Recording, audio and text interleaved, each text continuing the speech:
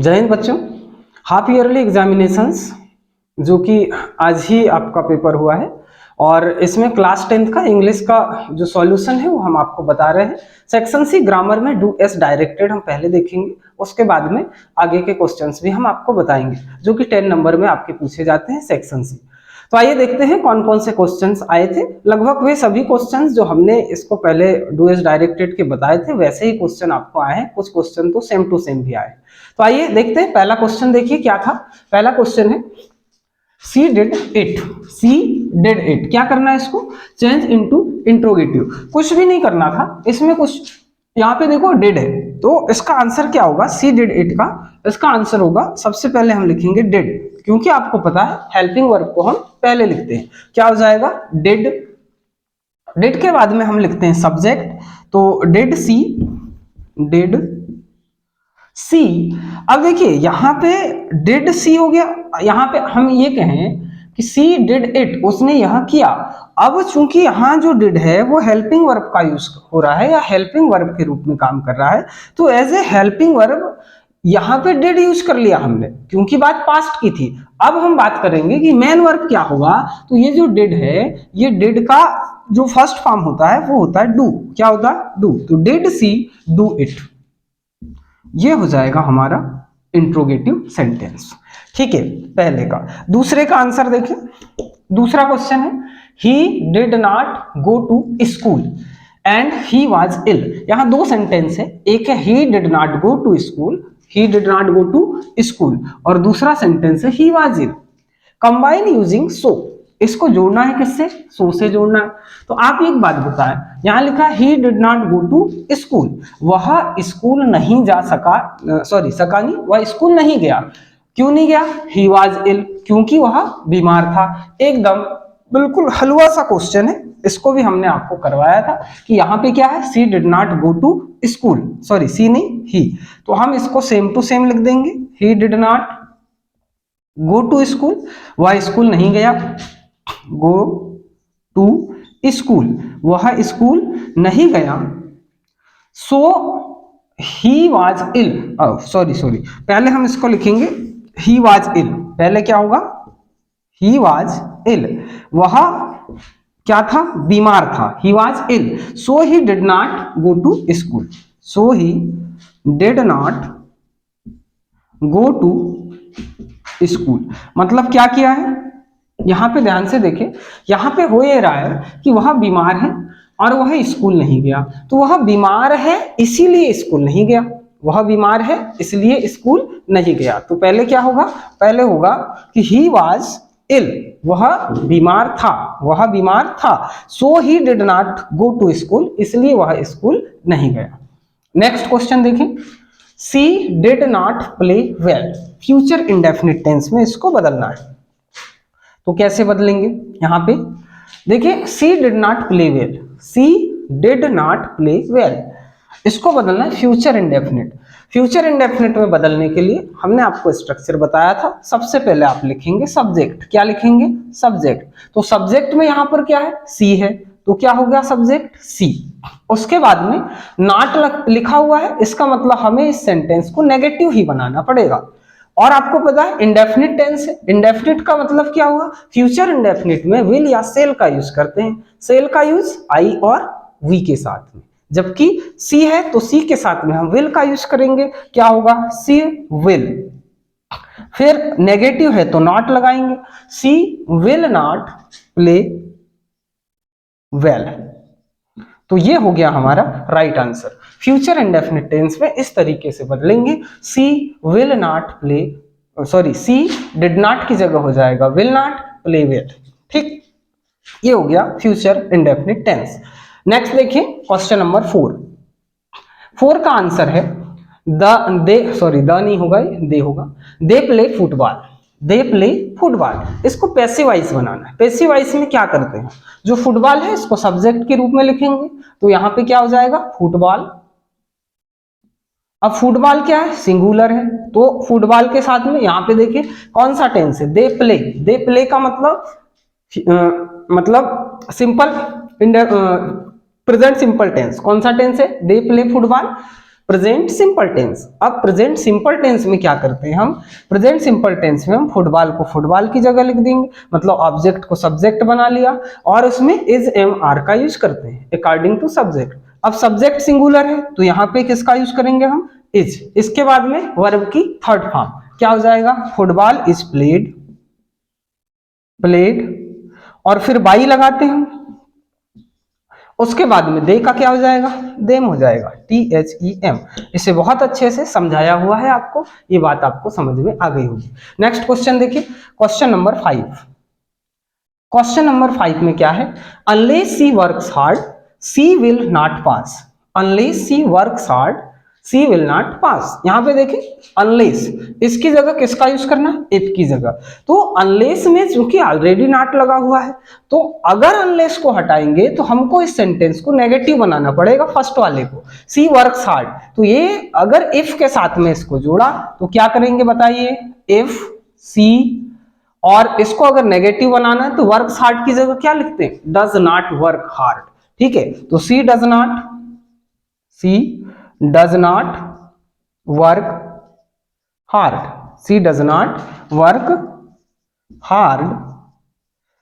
फिर नेक्स्ट क्या होगा, सी विल नॉट पास।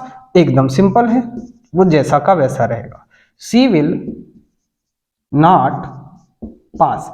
अब आप देख सकते हैं कि इसका मीनिंग भी चेंज नहीं हुआ। जैसे देखिए, if she does not work hard, यदि वह कड़ी मेहनत नहीं करती है, सी विल नॉट पास, तो वह पास नहीं होगी। इसका भी यही मतलब है, अनलेस सी वर्क्स हार्ड, यदि वह कड़ी मेहनत नहीं करती है, सी विल नॉट पास, वह पास नहीं होगी। इसीलिए पास होने के लिए आपको कड़ी मेहनत करनी पड़ेगी। अगला क्वेश्चन देखिए, she is very intelligent she can't pass any test. ठीक, इसके सॉल्यूशन के लिए हम ऊपर वाले सेंटेंस मिटा रहे हैं।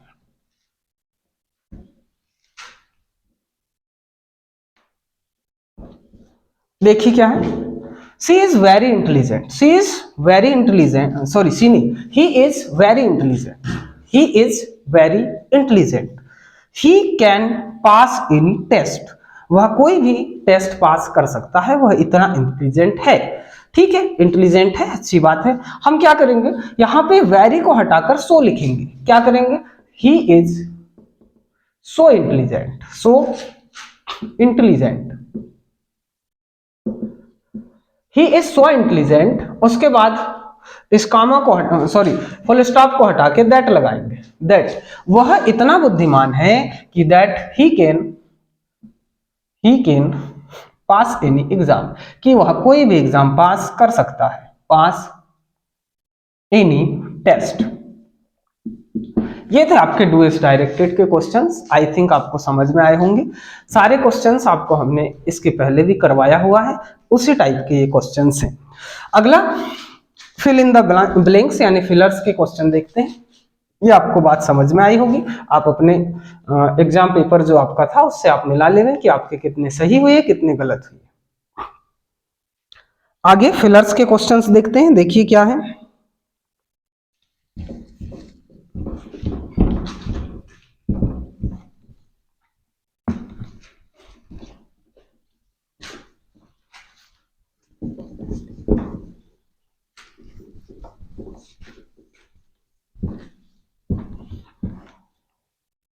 Fill in the blanks question number 7 पे आया था आपका, क्वेश्चन नंबर 7 पे था फिल इन द ब्लैंक्स, जो कि सेक्शन सी पे है।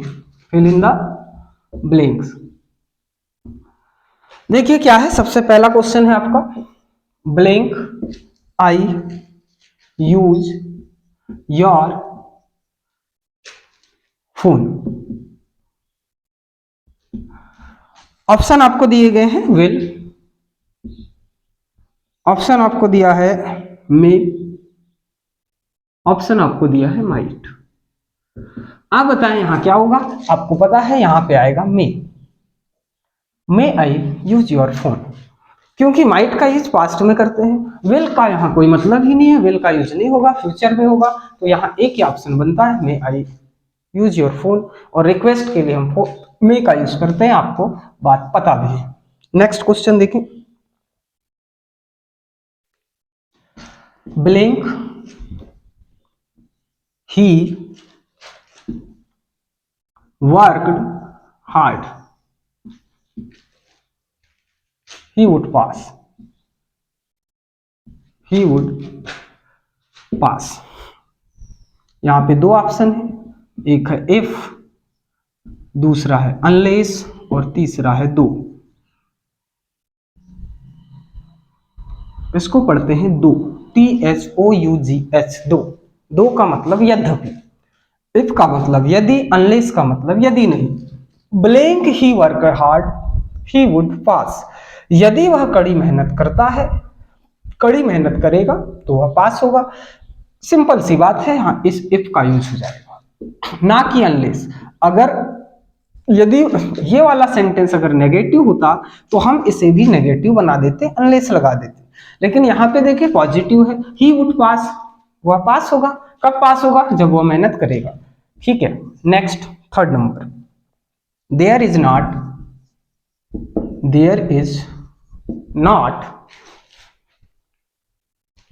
Blank water in the pool, blank water in the pool. आप बताएं क्या होगा यहां पर? There is not blank water in the pool. यहां तीन ऑप्शन है, एक है सम, एक है एनी, एक है मेनी। क्या होगा आप बता दें। यहां पे ध्यान से देखें, some water, many water. Many तो हो ही नहीं सकता, मेनी काउंटेबल के लिए यूज किया जाता है। दूसरी बात देखें, सम आ सकता है। There is not water, there is not blank water in the pool, some water नहीं, मच वाटर होता है, लेकिन मच तो यहाँ है नहीं है। यहाँ एक ही ऑप्शन है जो कि नेगेटिव के लिए यूज होगा, एनी। यहाँ क्या आएगा? एनी आएगा। क्यों आएगा? क्योंकि ये सेंटेंस नेगेटिव है, और नेगेटिव में हम एनी का यूज करते हैं, आपको याद रखना है। नेक्स्ट क्वेश्चन देखें, they have been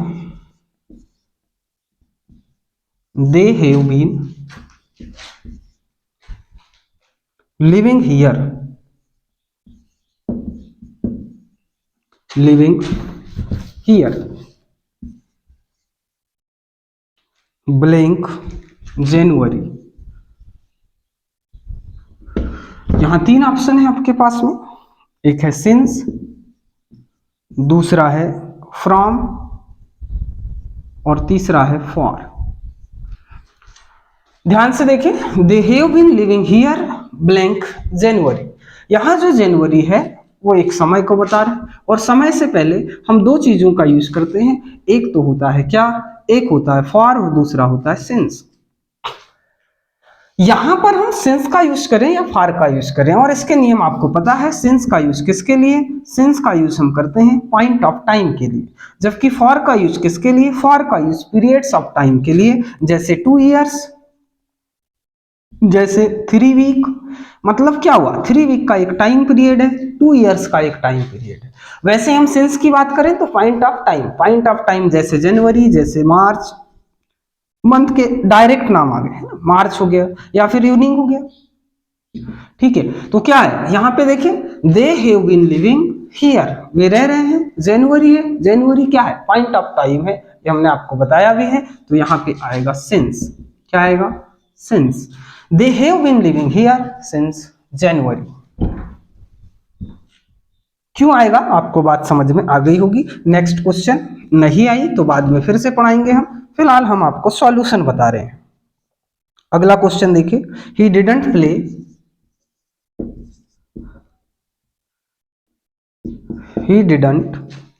well, play well. Well का मतलब अच्छा। Blank he was not selected. यहां पे आपको कंबाइन करना है एंड से, और से, अथवा या सो से। आप ध्यान से देखें, ही डिडंट प्ले वेल, उसने अच्छे से नहीं खेला। ही वॉज नॉट सेलेक्टेड, वह सेलेक्ट नहीं हुआ। उसने अच्छे से नहीं खेला, वह सेलेक्ट नहीं हुआ। He was not selected, he didn't play well. अच्छा, अब तीन ऑप्शन देखें, एंड और सो। एंड का मतलब और, आर का मतलब अथवा, सो का मतलब इसीलिए। यहाँ पे देखिए ही डिडंट प्ले वेल, उसने अच्छे से नहीं खेला, इसीलिए ही वॉज नॉट सेलेक्टेड, और इसलिए वह सेलेक्ट नहीं हुआ। तो यहां हमारा राइट आंसर हो जाएगा सो, ना कि एंड ना ही आर। नेक्स्ट क्वेश्चन 6 नंबर देखिए, ही teach in blank university.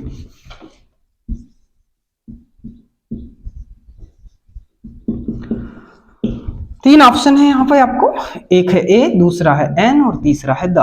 Article का एक सवाल डेफिनेटली पूछता है, यहाँ पे भी पूछा है। ही टीच ब्लैंक इन यूनिवर्सिटी, और आपको पता है आज ही सुबह हमने बताया था, क्या बताया था, he teach in blank university in a university.